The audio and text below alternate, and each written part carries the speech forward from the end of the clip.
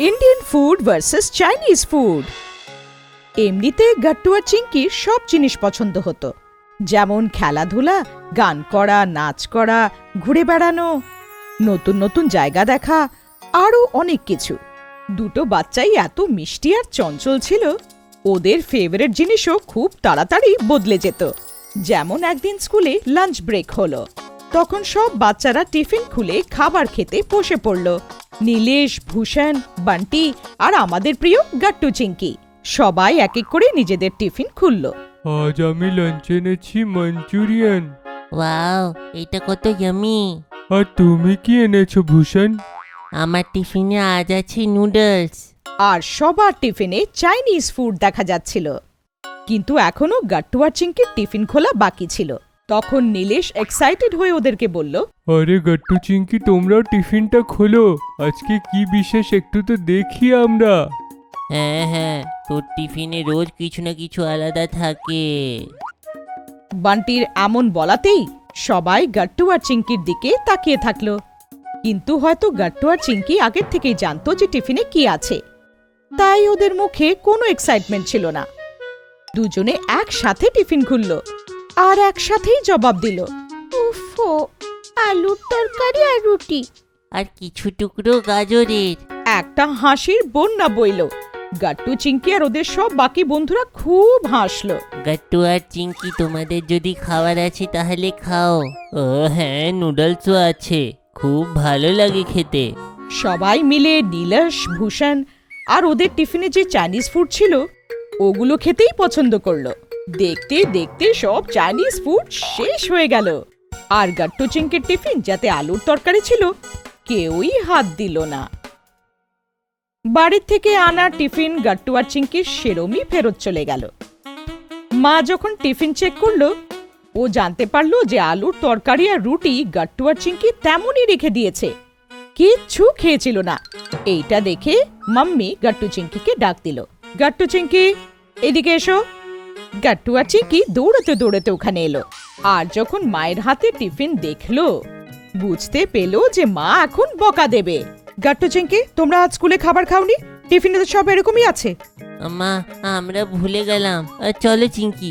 গাট্টু আর চিঙ্কি বাইরে পালাতে গেল, আর যখন মা জিজ্ঞেস করলো, চিঙ্কি পালাতে পালাতেই আওয়াজ দিল, আরে কোথায় যাচ্ছিস এবার? খেলতে যাচ্ছি মা, গ্রাউন্ডে। কিন্তু খাবার? খেয়ে নিয়েছিলাম মা। এর আগে মা অন্য কিছু জিজ্ঞেস করত, দুজনে তো চলেই গেছিল। এইভাবে গাট্টু আর চিঙ্কি মার বকার থেকে বেঁচে গেল। পরের দিন স্কুলে লাঞ্চ ব্রেকের সময় সবাই প্রতিদিনের মতো একত্রিত হয়ে গেল, আর আজ রোজকার মতো গাট্টু আর চিঙ্কিকে ছেড়ে দিয়ে সবাই কিছু না কিছু চাইনিজ ফুড এনেছিল। কিন্তু এবার গাট্টু আর চিঙ্কি দুজনেই নিজেদের টিফিন বার করলো না, কারণ ওরা জানতো যে আজও কিছু হেলদি তরকারি থাকবে। আজ থেকে আমি নিজের ফেভারিট ফুডের লিস্টে চাইনিজ ফুডও অ্যাড করে নিয়েছি। হ্যাঁ, আমার তো খুব ভালো লাগে মাঞ্চুরিয়ান, কিন্তু এই নুডলসটা খুব টেস্টি ছিল। যে কেউ একবার চাইনিজ ফুড খেয়ে নেয়, ওই সব সময়ের জন্য এইটা ফেভারিট ফ্রুট হয়ে যায়। আজও সবাই মিলে নীলেশ, ভূষণের টিফিনে আনা চাইনিজ ফুডই খেয়ে নিল। আজ তো বান্টিও নুডলস এনেছিল। বাড়ি যেতে যেতে গাট্টু আর চিঙ্কি কথা বলছিল যে ওদেরও এখন চাইনিজ ফুড খাবার ছিল, কিন্তু মাকে কিভাবে বলবে যে টিফিনে চাইনিজ বানিয়ে দিতে? একটা অনেক বড় প্রশ্ন ওদের সামনে এলো। চিঙ্কি, আমার সেই মাঞ্চুরিয়ানটা খুব ভালো লেগেছে, চল চাইনিজ খেতে যাব।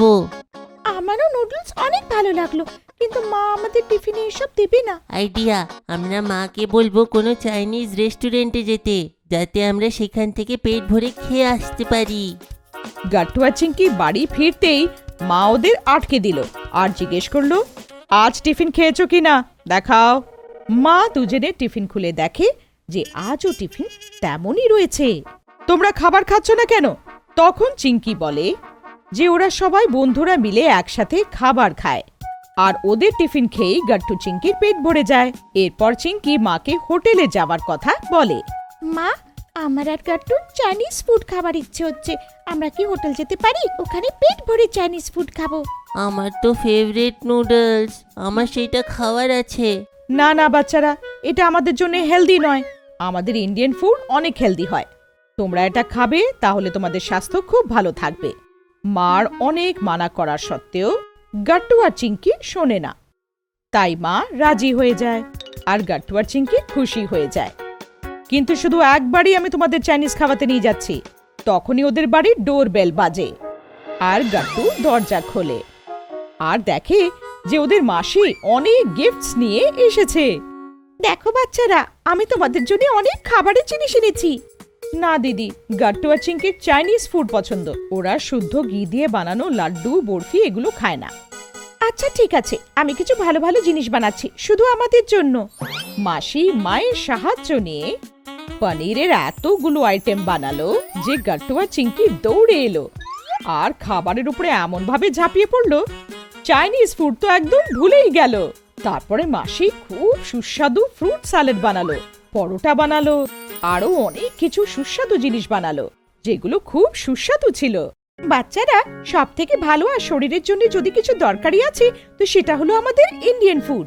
চাইনিজ ফুড দেখতে গেলে হয়তো একটু টেস্টি মনে হয়, কিন্তু তা দিয়ে আমাদের শরীরে ক্ষতি হতে পারে। তখনই বাড়ির ফোনে রিং হয় আর মা রিসিভ করে। ফোনে ভূষণের মা কথা বলছিল। কথা বলে মা আবার মাসি, গট্টু আর চিঙ্কির কাছে এলো আর বলল, গাট্টু, চিঙ্কি, তোমাদের বন্ধু আছে না ভূষণ, তার মার কল এসেছিল। ভূষণের পেটে খুব ব্যথা করছে। ও চাইনিজ ফুড খাচ্ছিল কিছুদিন ধরে। এবার বুঝলে গাট্টু, চিঙ্কি, যে কিভাবে আমাদের ইন্ডিয়ান ফুডই ভালো। গাট্টু চিঙ্কি চিন্তায় পড়ে যায় যে চাইনিজ ফুড খাবে কি খাবে না। পরের দিন সবাই মাসির সাথে হোটেলে গেছিল। আজ মাসিকে মা পার্টি দিচ্ছিল। গাট্টু চিঙ্কিও সাথে এসেছিল। গাট্টু চিঙ্কি, এবার বলো তোমরা কি খেতে চাও, মাঞ্চুরিয়ান না নুডলস, বলো। গাট্টু আর চিঙ্কি কিছুক্ষণের জন্য ভাবলো আর তারপরে দুজনে বলল, না মা, আমাদের চাইনিজ খাবার নেই। আমরা ইন্ডিয়ান ফুডই খাবো, যেটা টেস্টি আর শরীরের জন্য ভালো হবে। তারপর আর কি, সবাই ওই হোটেলে শুধু ইন্ডিয়ান ফুডই এনজয় করলো। अगर आपको हमारी वीडियोस पसंद आ रहे हैं तो इन्हें लाइक करें, कमेंट करें और सब्सक्राइब करें।